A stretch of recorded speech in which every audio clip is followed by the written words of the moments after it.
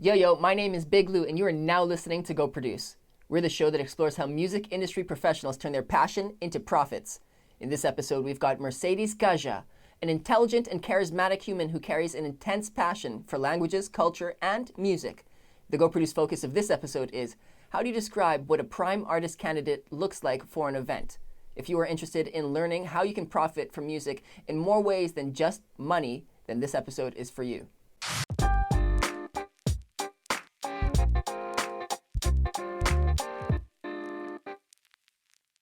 All right.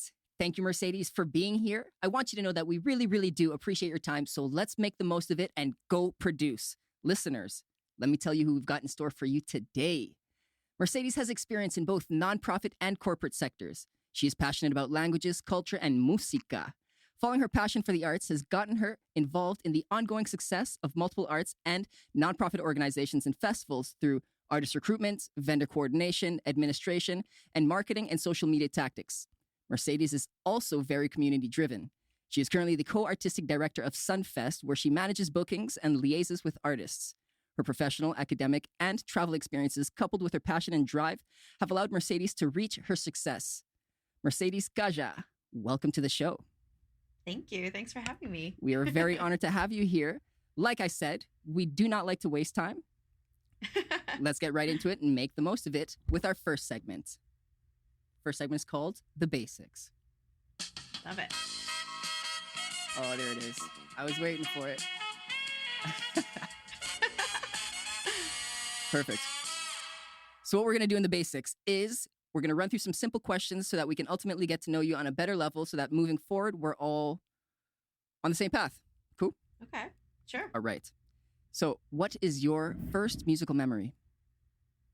Oh my gosh, that's tough. That's Not so simple, hard. maybe.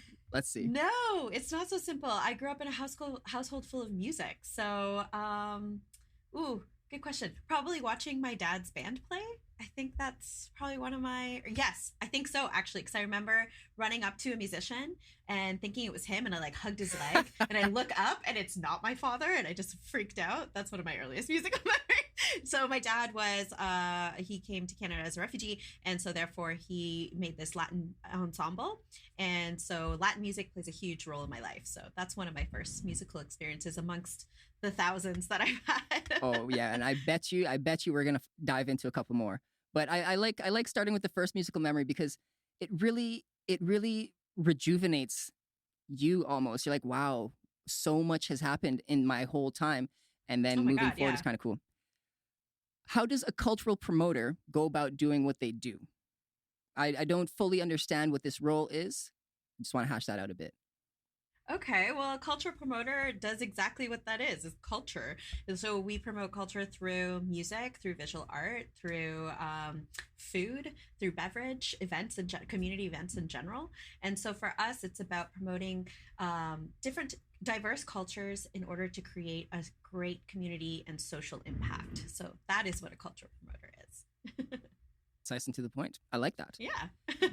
For Sunfest, are you the person that actually goes and selects the talents by going to the countries and different festivals? Yes. Yes, I am. So as a team, so there's three of us that do it, mainly two of us really, but we go and we're invited to music markets and conferences around the world. We go to about 20 of them per year. And we go and we meet with artists, we do speed meetings, we see the showcases. So we go and we see who's driven, who wants to come, and we follow up with them or they follow up with us. And we select based on having a diverse lineup throughout that year, not only for our festival, but for our concert series. So everything that you see on the Sunfest stage, we've seen in person. That takes a lot of time. So you're doing that all throughout the year for the actual event. At multiple times throughout the year too. Typically, there'll be it's a very heavy season in the fall to go traveling. In the winter, it's pretty constant, I would say. I think where it slows down is kind of the summer.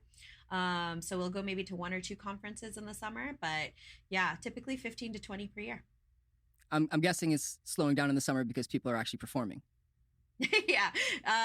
Exactly. So typically when they have these conferences, they want to get as many presenters and promoters festival organizers, performing arts center programmers to come. And summer is a very busy season, as you know, not just in Canada, but all over the world for festivals going on. So if there's too many festivals going on, then not a lot of people can attend because they're busy with the prep beforehand.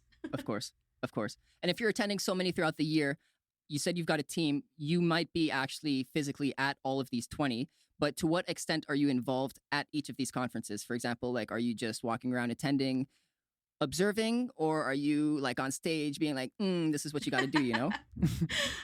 Depends on the event. It depends on how many drinks have been had. All right. No, I'm just joking. No, it usually will, if we're invited to a conference, we're usually invited, there'll be like panels or conferences or workshops that happen throughout the day as well. And so we'll typically go on to either talk about touring and exporting in Canada, could be talking about our roles as Latinos in the music industry, my role as a woman in the industry. It could be talking about just how our event is free and why we think that's important. Many different subjects related to not just what we do, but our contribution to the industry as a whole. And then usually nighttime, depending on the way the conference is structured, usually nighttime is packed with showcases back to back to back to back. And for us, that's our priority. Our priority isn't necessarily going to visit different booths if there's an expo. We'd love to do that, don't get me wrong, but our priority is the live music, the show, because in the end, the artists that we bring to London, we know that a lot of people are not familiar with them. And so further, we want to make sure that there's a band who's on stage that is so engaging with their audience, because we want them to engage with London audiences. And we want it to be a memorable experience for Sunfest goers.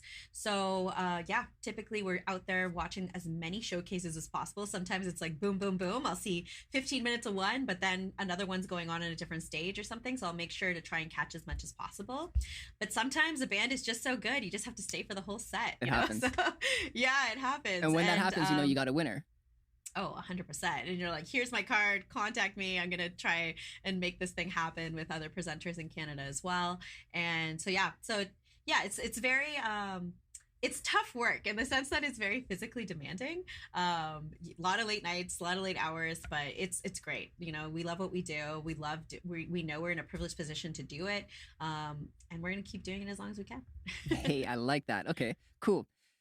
Clearly, you've got a lot going on and it's good and you want to continue with it. But what was the most difficult part of growing up with Sunfest? Ooh, I don't know. Difficult, maybe, I guess. I think just the challenges that the organization, because my life is tied to the festival. It always is. I've never missed one. I've never missed being involved with one. Even when I was like 7 or 8 at the beginning, I was still running around grabbing donations or handing somebody a sandwich or something. Do you know, I was always involved. I think the most difficult part might be just kind of the social barriers that we've faced as a, I say this in quotes, multicultural festival. We don't consider ourselves that way because we find that multicultural signifies an otherness to the Canadian identity. And so we call ourselves a culturally diverse festival.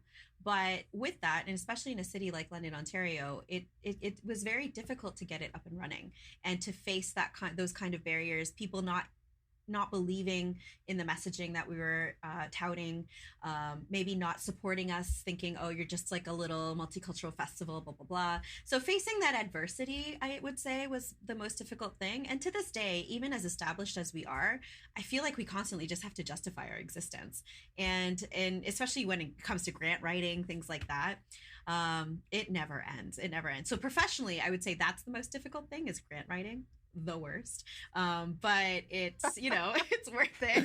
Fair. It's worth it. It's a huge part of our job, finding funding to ensure that this is a free event, so it's as inclusive and accessible as possible. But personally, yeah, I would say that's the most difficult part, is just facing that adversity and people not necessarily understanding or being like, oh, that's just noise, whatever is going on down there, not understanding the artistry behind it. But other than that, I mean, it's a great experience. It's a unique life, that's for sure. I don't come across very many people who do that. There's a lot of good that comes from it, but is there almost one statement that you would say is the best part of this? How would you summarize that? Just the traveling or the meeting, the social? Yeah? The social impact of the festival. I think creating that positive, inclusive space is the biggest feedback that we get. And it's what makes us most proud and gives us goosebumps, you know? And so for us, it's priority number one: is the band playing? Is there an audience watching it? That's all that matters. You know what I mean? Like those two things, ensuring that people are celebrating together, that they are celebrating in a way that makes us all come together as a community. Because in the end, a community without the arts, a community without music, is a community without the soul. So therefore, we want to make sure we are constantly contributing to that. So for us, that's our number one success, is the social impact. That was very cool. I like that. I like that so much. And I don't want to move too far away from Sunfest, but before we move past this segment, I want to know, are there other arts and nonprofit organizations that you are a part of? Yeah, so I'm part of a board called Women in Politics. So that is a nonprofit organization based in London, and it's a citizen-led grassroots initiative in order to promote women to become involved, whether it be at a local, provincial, federal, or even small p politics level. So that could be school boards or just any kind of movement in general that furthers women having equity within, you know, our life essentially, but mainly politics, because women at the table means changes happen and good changes happen. Mm-hmm. I applaud that. Thank you for your part. Trying our best. Yes, you got to try your best. But this draws a conclusion to the first segment. Next up, we're moving swiftly into, I hit the mic, into the speed round. Whenever you're ready, Grumpy Sound Guy. Hey, we're all working with something. Okay, is it? There it is. I'll give you a little shimmy. Next segment we got is the speed round. In this segment, what we're going to be doing, Mercedes, is giving you 20 simple questions. I promise, more simple than the first segment. They're designed to be answered by just one word. You can give me a yes, no, this, that, both, neither, whatever you like. But that's it. After the 20 questions are asked, you do have an opportunity to justify them. Cool? Okay. So no justification in the moment. Correct. Okay. All right. Got it. All right. Let's do it. Do you prefer to wear, wow. Let's take a couple steps back. Do you prefer to wear a smile or a game face? Smile. Are you a night owl or an early riser? Night owl. If you could book any one artist, budget not being an issue, who would it be? Sampa the Great. No idea who that is. We'll talk more about that later. What is your favorite? I just finished listening to her. there we go. What is your favorite adult beverage? Ooh, gin and soda. Does your birthday always happen on the same day? Of the week? No. Do UFOs have a weight limit? Do UFOs have a weight limit for carry-on luggage? No. Would you rather have a rewind button or a pause button on your life? Ooh, pause. Do you play any instruments? Yes. Timon or Pumbaa? Timon. Work hard or play hard? Play hard. Do you caffeine or do you not caffeine? Caffeine all the way. Would you rather hear the good news or the bad news first? Bad news first. We can expect to have Sunfest for another 25 years? Hell yeah. Okay. Summer, winter, fall, or spring? Summer. Do you prefer the color red or blue? Blue. Anchovies or sardines? Sardines. You given a Pekachukcha presentation in the past? Yes. Yes, you have. You like to dance? Love it. Do you prefer dessert before dinner or after dinner? Before. And your favorite artist is? I don't know. There's just so many good ones. It's tough. Oh my God. Speed Neither? run. Neither. Boom. I failed. The pressure is real. I mean, what genre? What decade? Yeah, I can't ask you that. That's not a fair question to ask Can't you. do it. That's funny. That is the speed round. I think I did pretty good. You did awesome. You made it through. You're not sweating. Do you have anything that you would like to justify? Well, okay, that last question, first of all, there's just like so many amazing artists that give me goosebumps and like make me feel amazing. And I don't know, when I'm thinking like teen angst, like growing up in London, like this is what I love to listen to. I loved Elliott Smith. But then, you know, when it comes to singer-songwriters growing up in my household, like there's like Silvio Rodriguez, there's oh my gosh, Pablo Milanés. There's just so many amazing, amazing artists. Yeah. So, yeah, too For their many. own reason, yeah. What about the artist that you said you would book without a budget? I didn't know that person. Oh, so her name is Sampa the Great. She is an Australian Zambian based rapper, a hip hop artist, and she is just blowing it out of the water right now. I highly, highly, highly suggest you go and check her out. And she's just amazing. I'm so impressed with her lyrics, her messaging, her musicality, everything. And so, and I was just listening to her right now before this podcast. So that's why she popped in In my the head head. first. That's awesome. Yeah. Very cool. Very cool. Um, instruments. You said you played? I do. I play piano. It's right behind me, actually. I should have just used my eyes better. Yeah. Is that a lifelong pursuit or? Yeah, lifeline. So like I've studied piano since I was about 8 years old, and Do you perform? I do not perform. I am a studied musician. I am not a performing musician, and that's okay. I prefer to amplify those who perform. And I am learning guitar. I play the saxophone, and I diddle with the ukulele. You, miss, are very talented. Thank you. What about you? Do you play any instruments? Funny you should ask. I actually started playing the piano 3 months ago. It's something that I Oh. wanted to learn for like since I was born, but I never really had the full opportunity. But yes, and I'm quite happy with how far I've come along so far. Good. Do you have a keyboard? I do. It's actually right What was behind that this sound camera as well. about? They're upset with me. No one really wants to talk to them anyway. But thank you for asking me that. Yeah, I'm having a lot of fun with it. That does draw us to the end of this segment, though. Unless you want anything else to clarify. I don't think so. Also, play hard, work hard.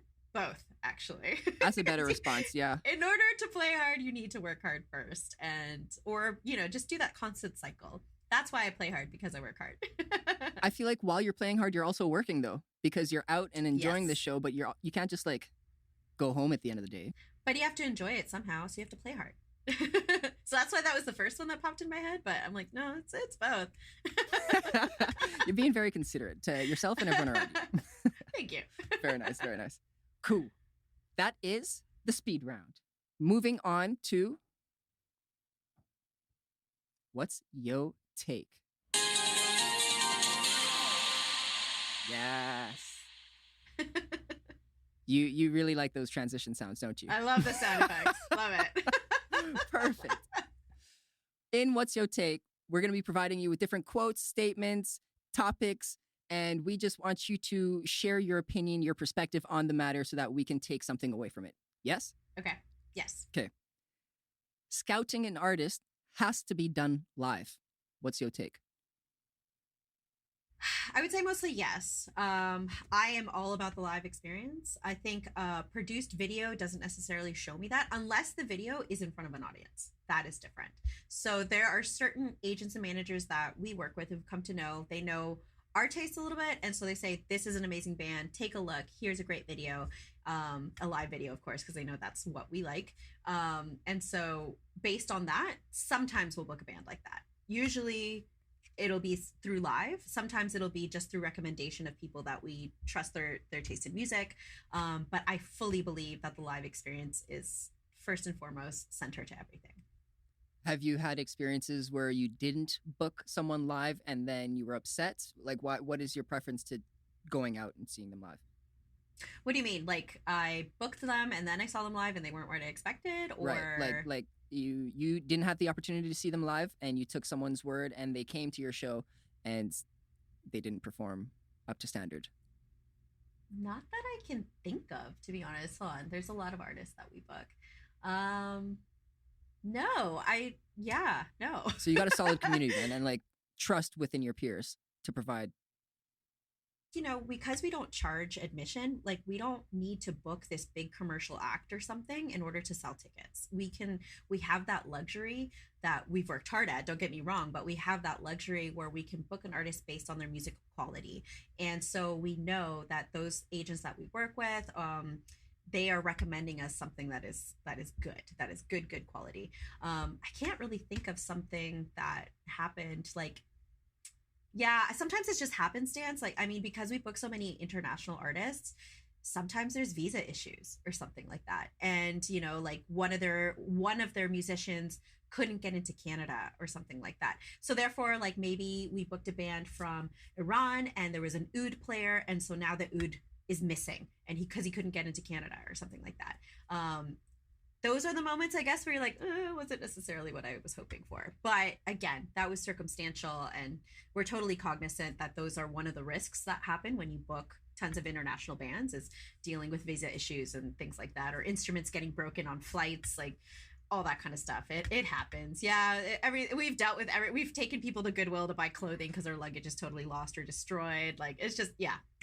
If you can think it like has the potential of happening, it will likely happen. Oh, yeah. Yeah, definitely. Especially if it's something wrong, because that's for sure happening. Oh my gosh. A smooth transitional festival, that'll never happen. That's there freaky. will always be issues. That's freaky. Yeah. That'll be where it's like, kind of when the white noise goes away and you're just kind of like peering at the silence. I feel like we would be deer in the headlights kind of moment when that happens. Yeah, it's surreal. Very nice.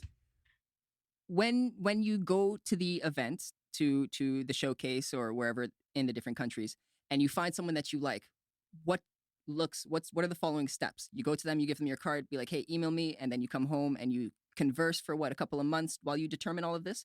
What does that look like? Yeah, it depends on the band, depends on where they're from. And so let's say I go to Spain, I see a really great band that I like. I go right up to them or their manager, give them my card, say I'm completely interested, and maybe depending on the time, we'll have a coffee or a drink or something and discuss it a little bit, and then follow up when I come back through email. And then a lot of the bands that we book as well, we want to make sure that they have funding for flights. And so therefore, a lot of the time, much like musicians here in Canada can do when they tour abroad, is they can apply to an arts council or some kind of government or non-government agency to get support for flights. And with that comes the responsibility that you have to book a tour. So depending on the rules and regs, it could be 3 acts, it could be 5 gigs or something like that. So we can try and help them to find that. So we have a network of festivals that we work with, typically from the Detroit to Montreal corridor, but also festivals out west, sometimes in the States too, to see if we can find them those gigs. And, we kind of negotiate with other presenters, say, hey, this is a band I really love. I would love for you to come on board, cover their touring costs with us. So that a lot, depending on how enthusiastic we are for the band, then we'll do that. And same thing with us, they'll come and ask us that. So it's a really nice exchange relationship with a lot of presenters in North America. But yeah, so that process of when we see them live to when they come to the festival, it could take 6 months, it could take 3 years. So it just depends on how on the ball they are as a band as well, in order, because we can't be doing the work for them, because at the same time of when we're pitching to other festivals, the artist needs to do the same thing. And sometimes they expect us to do all the work, and we're like, no, we have 45 other bands we need to do this with too. So we can do some work, but we can't do all of it. So it's about how on the ball they are. Are they meeting the deadlines for those applications in order for them to get money for their flights? Because coming to Canada is expensive, like so expensive, especially if you're bringing a 20-piece band from Chile or something. Can you imagine the flight costs on that? So yeah, it's about them, also like being on the ball with their tour. Could be that when they showcase, somebody from Europe wants them as well. And so they might go to Europe that first year because it's so easy to travel within Europe in different countries. You can drive 2 hours and be in a totally different country and a totally different audience. And so we have to wait. We have to wait until they want to come to North America. So yeah, it could take 6 months, could take 3 years. When I went to conferences last year, I knew that it wasn't for this year. I knew that it was probably for 2021 or 2022. Depending on that. Whereas like some musicians get a little maybe frustrated thinking like, why aren't I playing next year? But our bill takes over a year to curate. because of the fact that we're traveling, because we want it to be as diverse as possible. And we don't want to only present bands from Colombia, or we don't want to only present bands from France or wherever. Like, we want to make sure that we are presenting from as many different countries and as many different genres and regions as possible. That's awesome. Despite the travel costs and I suppose housing and accommodations, is it typically easier to work with a 10-piece than it is a 3-piece? What's your take on that? Uh, for us, it doesn't, like, we prefer, when artists meet with us, they say, I have this 10-piece band, but I can travel with a 5-piece band. So that's an interesting question, because for us, we're like, we prefer the 10-piece band. Bring us the 10-piece, bring us that sound that you're selling to us right now. We want that, or that's what we saw on stage. That's what we want on the Sunfest stage. But then depending on the presenter, this is really one of those things. Like, it depends on, sometimes they're just like, oh, okay, well, a 5-piece band is easier to travel, sometimes 10-piece band. But again, that comes down to the work of whether or not they are on the ball of finding that funding to come through. And so we prefer their bigger band. We like the bigger sound. So it's more engaging and exactly. It draws. Yeah, it's very cool. Very cool. What about fierce and tight technical rider requirements? Are they good? What's your take on that? Good. Yes, they're good, because for one thing, we can see that they're professional. They know what they're doing. They know what they're talking about. But then also sometimes we have to go back and say, this is an outdoor festival. You're not getting that. Or like, for example, they might ask for, I don't know, an hour and a half sound check. And we say, that's not happening either. You get a half an hour line check. That's it, because that's the quick turnover at all of our stages, right? And so depending on the band, especially if it's like a really intricate, let's say 22-piece salsa band from Cuba, that is going to take way longer to install. So we're going to try to book them, or like set them up a little bit in a way that we can do a little bit of a sound check, just because there's so many lines going, right? It's so technically complex. But at the same time, sometimes it's just like, we're going to try for our best. And we work with a great production, a super professional production company that they know their stuff. So we're not too concerned about that. That's you're not too concerned. That's a lot. I would probably be a little bit concerned. But how much time ahead of the actual festival do you have rehearsals going? What do you mean rehearsals? Like testing the stage and sound. Do you start a week in advance or a day before? A day before, and then it's just go. And it's just go. Yeah, it's just go and hope for the best. Okay. And so also similar to how a headliner would typically get more care and time, would any artists get something like that if they're further up on the bill? Again, because we don't have that kind of bill. We don't have the kind of bill where it's like, top headliners. Like, if you notice our posters, everyone's going alphabetically. You know what I mean? Like, it's the same thing, because, we've presented, for example, Sean Kuti and the Egypt 80. Sean Kuti is the son of Fela Kuti, who's the legendary boss of Afrobeat from Nigeria. And so his son came with his dad's band, and this was a 22-piece band, I believe, 20 or 21, 22-piece band. And yeah, so he played. This was exceptional. Typically, all of our bands played twice throughout the festival, but he played one 2.5-hour set. But we're like, of course, please come and play our festival. So in that sense, it was different. Like, we'll accommodate in that sense sometimes. But typically, it's same rules for everybody. Everyone's equal, man. That's awesome. That's cool. Yeah. Okay, that brings us to the fourth segment of the show. The fourth segment of the show is called the Wheel Challenge. Oh, there it is. We'll fix that later. Yeah. Most people don't dance, so thank you so much for joining me. In this wheel challenge, I'll be spinning this wheel behind me. There are a couple different challenges that'll pop up, but before we explain any of them, let's see what's in store for you. Cool? Okay.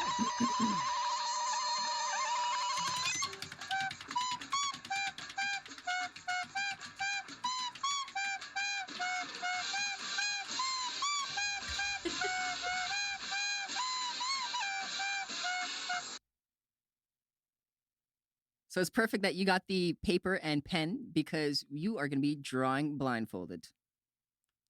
What? We won't Okay. actually blindfold you. That's a little creepy. I'll close my eyes. Yeah, you can close your eyes, or you can just not look down. That works as well. Okay. I'm not So looking that's down. rule number 1. Rule number 2 is you have 10 seconds. Okay. Okay. I'm going to give you 3 different items to draw. Just draw them separately. And the grumpy sound guy is going to see if he likes it or not. Okay. Your first task with 10 seconds on the clock is a water slide. Go. Okay. I'm gonna look up because I don't trust myself. Yeah, go for it. That's 5 seconds. 3. Okay, I'm done. Okay, let's see it.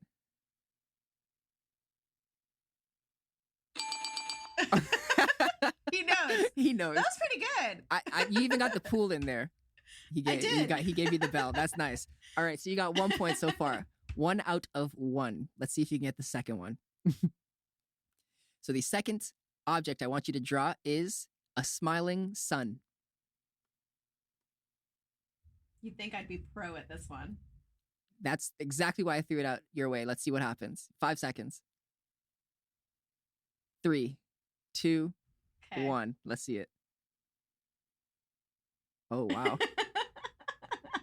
Grumpy? I keep on hearing the bell, so I think it's a go. I think he likes it. I think he likes it. Yeah, it's so go. Okay, your last one. You might be able to take the cake. The third item I want you to draw is the play button symbol. 10. Okay. Oh, damn. Okay, let's see it. Oh, it's pretty good. We got the bell. Yeah. Through the roof. That's 3 for 3. All of your We don't drawings see are that very perfect. often. They're the most beautiful drawings that anyone has done at this show. Yeah, thank you. I'll take that. And being the most recent show, that goes a long way. That's actually one of our most popular games. I don't know why. Maybe it's because we got to wait at the bottom of this wheel, but we don't have to tell anyone that for real. Yes. That is our wheel segment. You did well. You did awesome. Now we'll move into our final segment. Boom. I don't know why I say boom. Boom. Clear the air.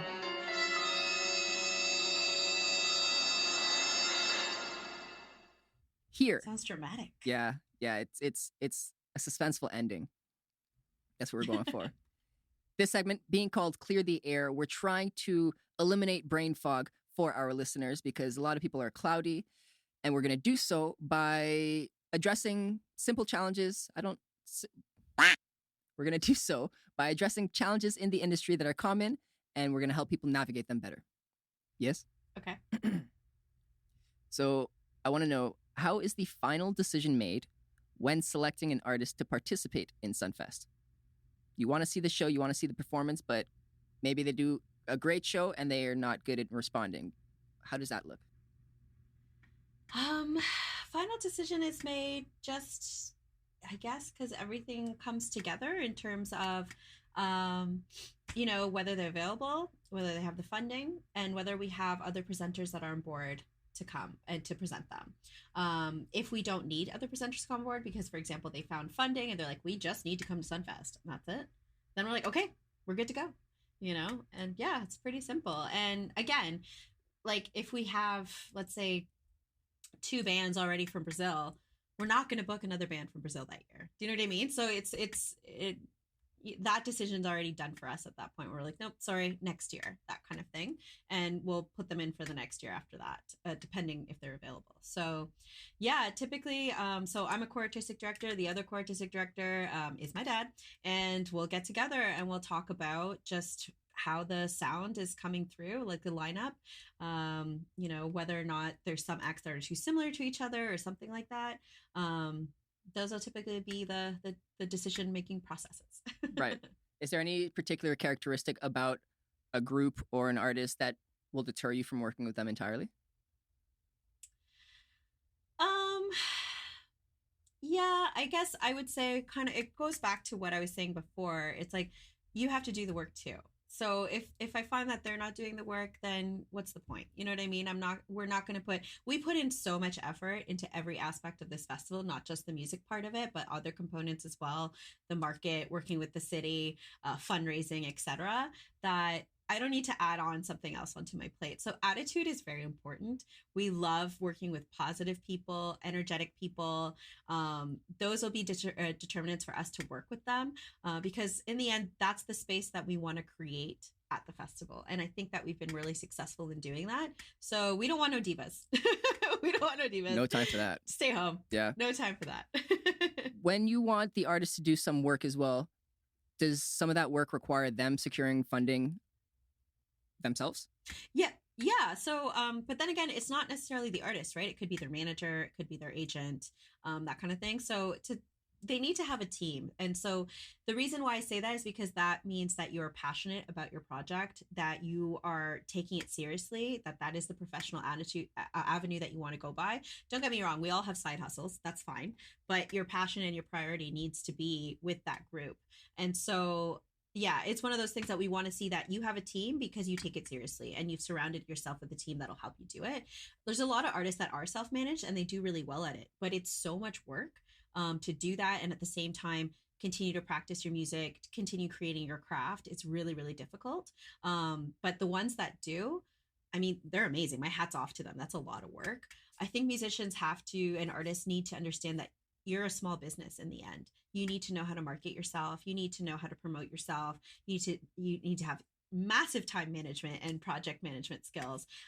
There's so many components that go into that. So we just want to make sure that not only, first and foremost, your quality of musicianship is high at an elevated level. That is priority number one. But then second is that, are you taking this project seriously? Are you serious about the industry and whatnot? So we want to see that level of professionalism as well.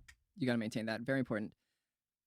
More on the funding. Does this typically come from grants? From the artist side? Yeah. Well, no, I'm curious for both, actually. Yes, let's do the artist side. So the artist side, yes, it'll be usually grants, much like we have in Canada Council for the Arts or Ontario Creates, Ontario Music Fund.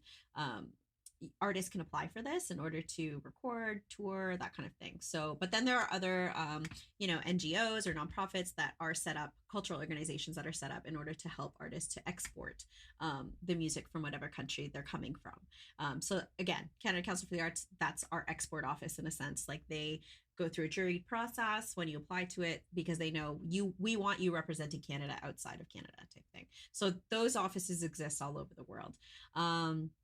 But then some bands are lucky enough to be sponsored by brands sometimes. And so, for example, we had a Cuban band come 2 years ago that they were sponsored by a hotel because they wanted people to be attracted to that.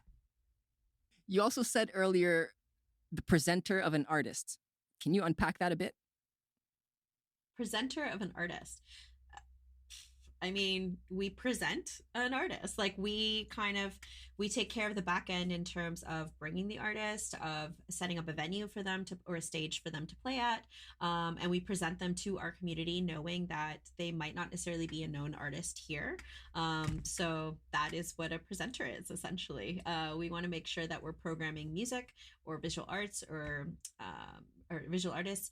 So yeah, that's what we do. So we're kind of behind the scenes, making sure that everything kind of gets into place in order for the artist to perform. That's awesome. And what is the artist's specific role at Sunfest if it's not to generate revenue, considering it's a free event? You know, like just, I don't know, sharing? To promote. Yeah, to share their art, That's to awesome. share their message, to bring people together, to give their energy to the audience, to promote their culture as well. We highly prioritize presenting culturally diverse artists, to present new genres, new countries. For example, last year we had a Palestinian band for the first time ever at Sunfest. So that for us, the fact that we could have them was huge, because we're like, oh my gosh, this is amazing to present something completely new. And what was awesome about that band too is that they performed and there were these lineups of people in front, wearing traditional garb, or like they were dancing traditionally. They were just they're huge fans of this band, and so I'm assuming a lot of them were Palestinian, but a lot of them could have just been from the region. I know we had a graphic designer that was working with us at the time. She was from Syria, and she said, oh my gosh, this band plays on every single car has this band playing. All the radio stations has this band playing. And so to bring people that it brings them also a form of identifying themselves, a form of unifying with their broader community as well. Because what's great is that when you present, let's say, a band from Palestine or Nigeria, or it could be South Korea, these are bands that don't typically, or these are cultures that don't get typically represented here in London. And so therefore to have then these people that identify themselves with that culture, for them to then be able to see it, that's exciting. But then to have other people who are not necessarily from that community go and learn about this band or about this genre of music or about this country, because they had no idea these sounds existed there, because they've maybe had this weird stereotypical mentality of what music sounded like from this particular country. That's exciting. So it's for them to share their music and their art, to share their messaging, share their positive vibes, to entertain, everything. Music is what brings us all together. It's such a powerful vehicle to bring our community together. It's so important to have different voices, to include as many voices as possible in order to give that to our community. 100%. What does the ideal artist look like the day of the event? What do you mean? Like not like physically, but are they obviously show up on time, they do their 30-minute warm-up set, and then they are out of there. Do they just leave? What's going on with them during the day? Great question. So they're free to do what they want as long as they show up on time and they play their set. But what we love is when artists come and enjoy the festival too. So there's some artists that come and you see the band members all over discovering new music and eating new foods, chilling on the grass, like hanging out, having a pint afterwards. That is super cool to me, because then to me that says not only are you a musician, but you're a fan of music as well. Because there's a lot of musicians out there, and I'm not going to name names, but there are a lot of musicians out there that don't care about other music. They care about their music and they don't care about discovering anything else. And that's so sad to me, because I say, if you're part of this industry, you should be supportive of the industry as well. So, maybe there's a band that doesn't have that much of an audience. Go give them an audience, give them someone to play with too. You know what I mean? And, or go and enjoy it in that way later at the hotel. When you see them, you make a new friend. To me, I love people that immerse themselves in the experience. And so to see artists go around with their plate of food and a pint of beer and like hanging out and like dancing in front of the stage, that to me is the best artist ever. It adds to the experience. Very cool. Absolutely. Very cool. I want to get a little bit more technical. On the technical end of your submission process, what have you found works and what doesn't? Social media messaging doesn't work. Does not work. Does not work. Please don't send me your stuff on Instagram or Facebook. I understand it's a form of communication, but at the same time, it's too much. Send me a formal EPK, which is an electronic press kit, to our web address. And so that's listed on our website, or get in contact through an agency or something for them to reach out to us as well. So that works very well. And then if we're at a conference and we're there, book an appointment with us and know about our festival, know about our who we are, because there's nothing more frustrating than going to a one-on-one meeting and they're like, tell me about Sunfest, and I say, no, tell me about yours. Well, no, I don't say no, I explain what Sunfest is, but like briefly, like it's almost if you go for an interview, like you're not gonna not know anything about the company. Exactly. Do your due diligence. And then, like, when they say, we're so excited to play about Sunfest, can you tell us a little bit more about it? I say, well, why are you excited to play Sunfest? And if they don't, and I don't say it condescendingly by any means, I'm very interested to know what they know. And sometimes they know a lot, sometimes they don't, and that's okay. And I'll explain to them and we'll converse and we'll chat. But it is slightly annoying if they book a meeting with me and they don't know anything about us. Yeah. Other than that, is there other ways that you would wean people out from that interview process? Like, I would say that we try to stay away from genres that are commercially known. So absolutely nothing against singer-songwriters. They're amazing. It's fantastic. But if it's that typical folk like pop that we hear on the radio all the time, we're less likely to book you, just because we want to present something new and different. And it's again, and there's so many platforms, not only in London but across Canada, for you to play at. So it just might not necessarily be ours, and I don't want people to be insulted by that by any means. But it's just we have a different goal and objective with our festival, and that might not necessarily be catering to pop or rock, let's say. Maybe they have elements of pop and elements of rock within their music, but if they're just flat out that kind of genre that we can hear on the radio every day, that's not necessarily something that we're interested in presenting. Right. Right. You can find that at other festivals. You can find that on the radio. This is not what you guys are doing. You're There's playing to your so many strength. opportunities. Yeah, there's so many opportunities. And yeah, for us, we want to make sure that we're opening those doors for voices that are not necessarily heard, very underrepresented genres. That's our priority, is to present those underrepresented genres. You guys flex on it. You guys do very well at that. Yeah. In terms of, obviously, you study these artists and you really take in their performances. In your opinion, what makes a great performance? What is it?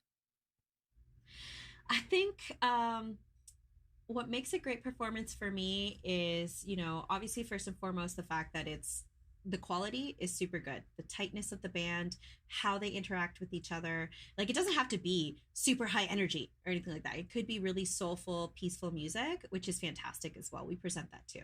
We don't just present party music or anything like that, whereas we love that, but we don't just present that. Artistry comes in many shapes and forms, and that includes different genres or types of music, different sounds. So for us, it's that quality. Does it evoke an emotion in us? So you could be going to a show and you get goosebumps, or you see colors or something. Does it evoke an emotional response from us? Are they engaging with the audience? I know sometimes there's a language barrier, and that's okay. But you want to know that they're trying to engage with their audience as well. It's not just like, here's a song, here's another song, there's another song, done. No, engage with the audience a little bit. Even if it's in broken English or even if it's in your own language, doesn't matter. You're talking to the audience, you're letting them know, this is what my song's about, or this is who we are. I want to know more about you because I want to discover more about you. So to me, that's really important as well. And yeah, just a cohesive set that makes sense. Yeah, I think the emotional response is the biggest one, though, to be honest with you. Recognizing that musical quality and that soulfulness in their music. Yeah. I feel like a common theme that we've come across here is that you can communicate through music in its own language, despite language barriers. So you can do that very well with the different cultures. And it is the emotional response that it does evoke. It doesn't have to be joy. It doesn't have to be sorrow. It doesn't have to be hate, for that matter. But it is an emotion that we all understand innately. Absolutely. Which is very cool. And you do have to. Yeah, no, I remember one of the artists that we presented years ago. I think it was back in 2007 or 8. Her name was Sarah Tavares, and she was just she wasn't loud and crazy. She didn't have blaring horns. It was her with a trio. She had a guitar and she had this beautiful voice. And I remember at one point I walked past the stage that she was playing at. I laid under a tree because I was tired at that moment, and I just listened to her voice, and it was just the most soothing and memorable moment that I had at Sunfest at the time. It was just one of those things that, if that creates an emotion in me, it has to create an emotion in somebody else. And to me, that's hyper important. I agree. Very cool. Do sites like Sonic Bids work? Have you ever used them? I have not used them. However, I do hear that they are really good, especially for venues.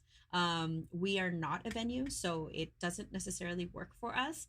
And again, Sonic Bids does an amazing job. They're a great repertoire, especially, as I said, if you're a venue, they're looking for different places to play throughout their tour. But again, because we kind of created our different network and it's for more underrepresented genres, I find that we don't tend to use platforms like that. Okay, that makes sense. That's fair. Coming to an end, you said that Sunfest isn't anywhere near its end. Is there anything that you can tell us that we can expect for Sunfest 2021?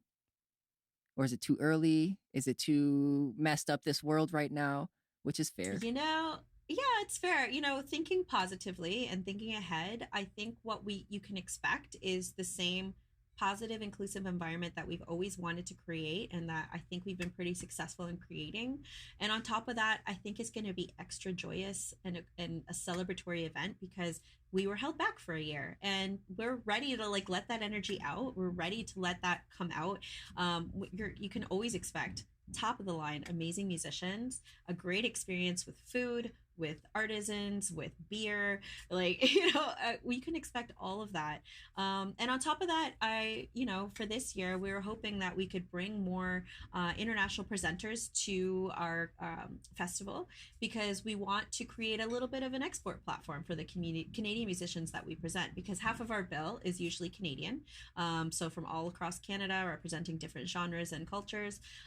So we want other presenters from around the world to see our curating abilities and to get to know these artists as well, to create opportunities for them. Because in the end, that is a lot of our work. I think there's a big misconception with our organization that we're just the festival. We're not.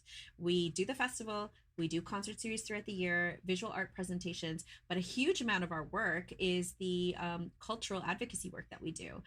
So constantly working on conferences and panels, working with different advisory committees, associations, etc., to ensure that not only is there funding for arts and culture, but that's always at the forefront as a priority for our community. So with that comes different ways in which we work with different countries, for example, creating great relationship. We have a fantastic relationship with Colombia and the different departments within Colombia in terms of bringing Colombian musicians. So always at the festivals, we'll have 2 to 3 Colombian acts because we have such a great relationship with them. And so therefore they invite us back to Colombia as well to take a look at what's up and coming and things like that. So, and also to advise, a little bit, becoming jury members for different, whether it be grants or conferences, etc. So a lot of that is a bulk of our work throughout the year, and the festival is obviously our main priority, but it's not necessarily everything we do and work on every single day.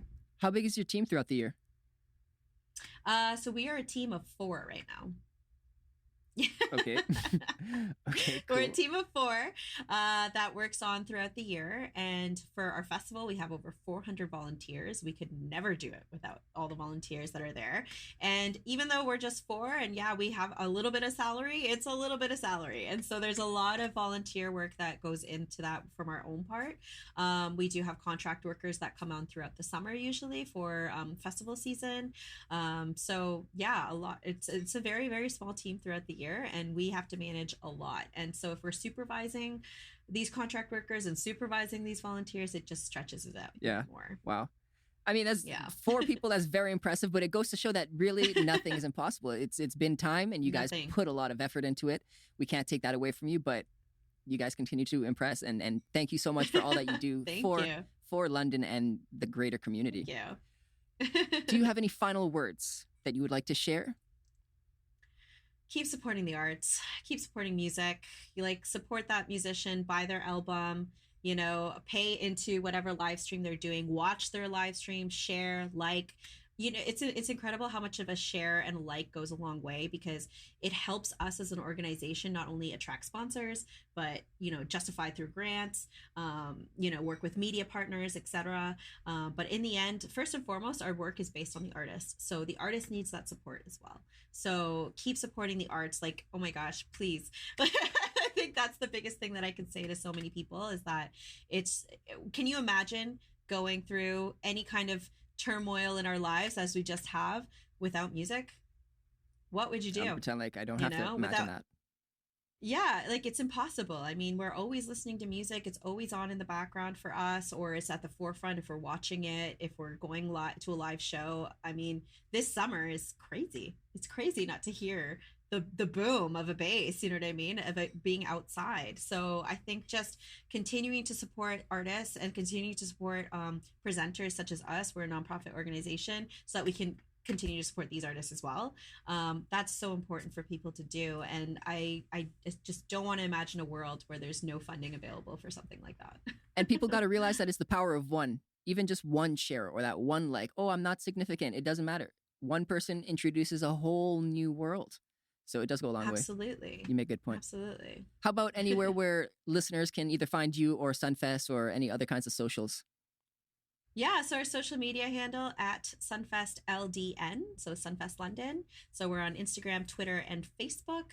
Our website is sunfest.on.ca, and there we usually have a listing of what's coming up. So right now we're working on more digital programming. So we just had our digital festival last weekend, and that went incredibly well. We presented 15 bands from all over the world. So that is still up on our YouTube channel, which again, search Sunfest LDN. It'll come right up and you can watch it.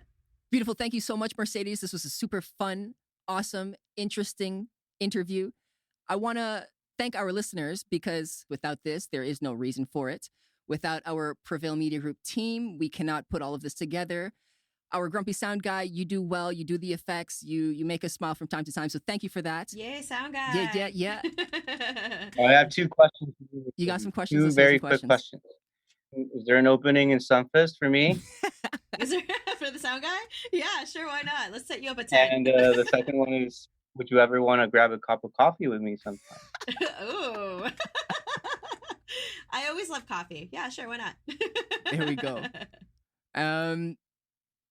Lastly, Mercedes, thank you so much for being here. This was an honor. I had so much fun, and I really hope you did. Thank you so much. Yeah, the drawing part was my favorite. Yeah, it was a challenge. You rocked it, though. 3 out of 3, that doesn't happen very often. Yes. Mercedes Kaja, we out. Thanks for tuning in. If you enjoyed this, then follow us on Instagram at go.produce. Check out our show notes, support us on Patreon, and help us grow this community. All of this and more can be found on our website at goproduce.ca. I am Big Lou, and I want to make sure that until next time, you go produce.